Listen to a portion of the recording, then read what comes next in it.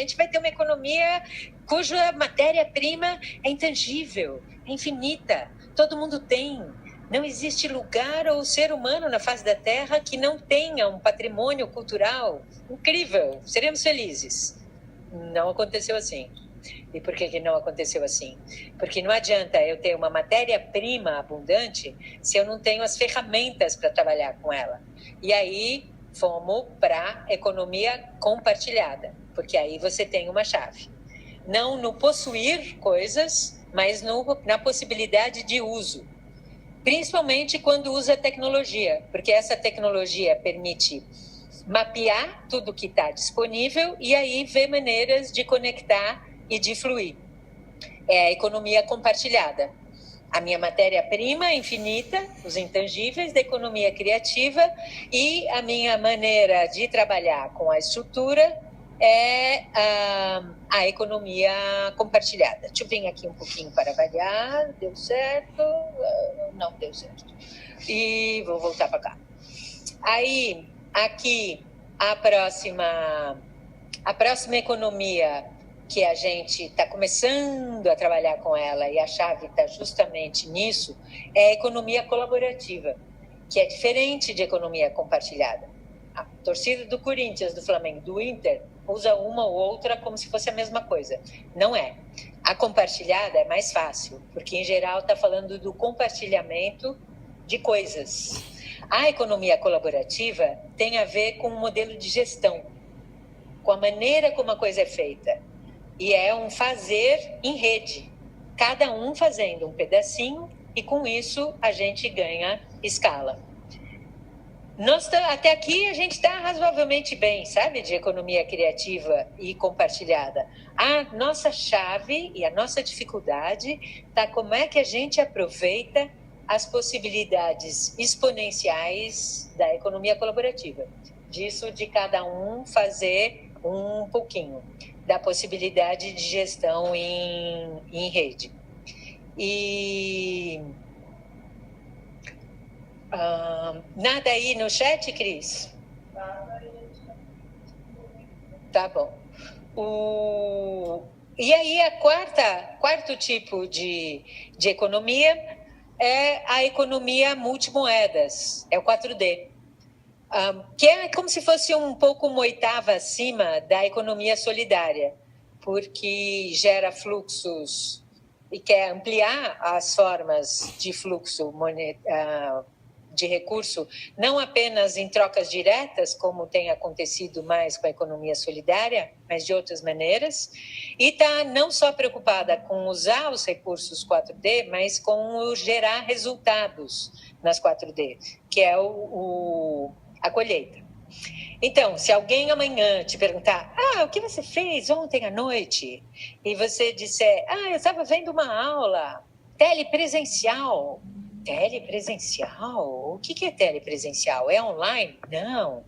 Telepresencial é em tempo real. A gente criou coisas juntas, a gente se via, a gente dava tchauzinho. Dá tchauzinho aí para mim, para eu ver que vocês estão aí ligados. Ai, que bom. Ok. Vamos dar uma sambadinha, vamos espreguiçar um pouquinho. Ok. Oh, que legal. Isso não dá para fazer no online, né? Mas o bom do telepresencial é que... Sim. Oba, chegou uma dúvida. Se vocês tiverem dúvida, pergunta aí. Diga, Fabrício. Pode explicar melhor a diferença entre economia colaborativa e economia compartilhada? Posso sim, e é uma ótima pergunta. É o seguinte... A economia compartilhada é, por exemplo, todo o uso compartilhado de recursos que já estão ali. E, então, se você tem o Tem Açúcar, por exemplo, que é esse site super legal que você pode pedir coisas dos vizinhos, o Airbnb, coisas assim, eles são principalmente economia compartilhada. Permite o acesso a bens e a serviços, compartilhando excedentes. A economia colaborativa é o jeito de fazer que é possível porque cada um faz um pedacinho e com isso ganha escala. Então, a Wikipédia, por exemplo, deixa eu passar para o próximo exemplo, que aí fica mais claro. Olha, vamos ver se isso responde tua questão, Fabrício. A Wikipédia, ela é economia criativa porque a matéria-prima básica dela é o conhecimento de que cada um põe lá. Ela é economia compartilhada porque ela é possível, porque ela é feita usando o computador de cada um. Ela é economia colaborativa porque ela só existe porque a gente colabora e porque cada um decide o que é que quer postar, quando, como e onde. Ela ganha escala por causa disso.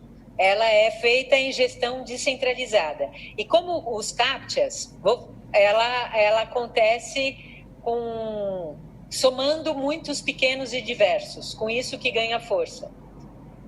E ela gera resultados que não são monetários num primeiro momento, mas que geram também recursos monetários.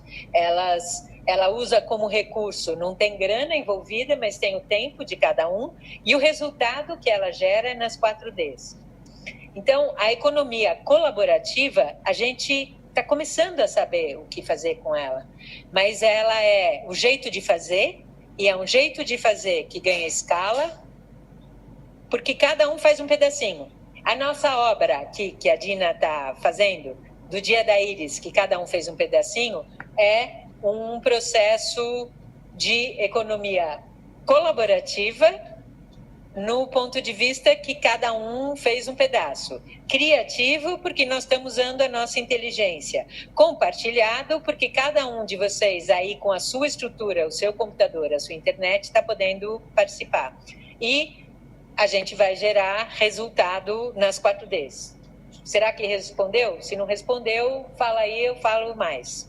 Tem outra pergunta. Outra pergunta, vamos lá. Se você tem exemplos de projetos colaborativos que estão indo bem sustentáveis.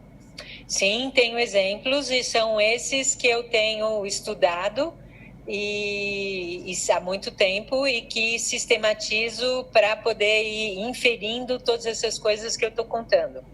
Um dos projetos muito interessantes que tem no Brasil há muito tempo e que é imenso e que é super organizado é a Rede Fora do Eixo. Dá para concordar ou não com visões políticas ou não, isso é uma coisa. Agora, não dá para negar a eficiência extraordinária que eles têm. É um processo que junta isso tudo. É economia criativa, é economia compartilhada, porque viabiliza os processos compartilhando os serviços, os produtos de todo mundo, e as coisas são viabilizadas de forma colaborativa, cada um fazendo um pedacinho. E outro, tem um monte de casos. Agora, o que tem em comum em relação a esses casos é o fato de que existe uma ferramenta, uma plataforma, algo que permite juntar todos os recursos que estão disponíveis na rede, mas não estão acessíveis. Explico com a Wikipédia. Repara que você tinha já, antes de ter a Wikipédia, você tinha o conhecimento de cada um, tinha a estrutura de cada um, tinha o desejo da Wikipédia, mas não tinha, a coisa não rolava, tinha o tempo. O que precisou? Precisou, uma necessidade. A gente precisa de informação, muita informação. E a gente precisa dessa informação fácil.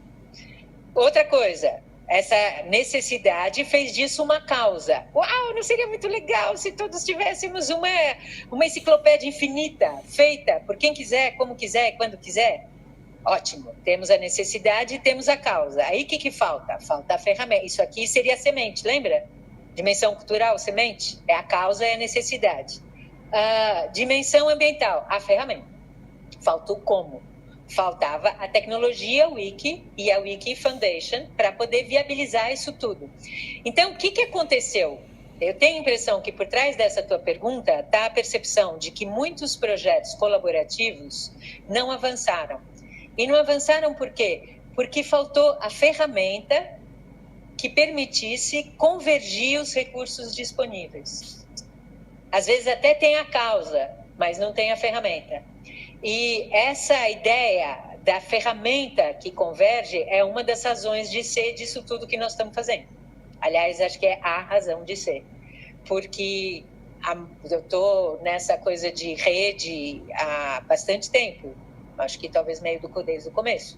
E a gente tinha a ilusão de que porque estava disponível seria acessível. E não é.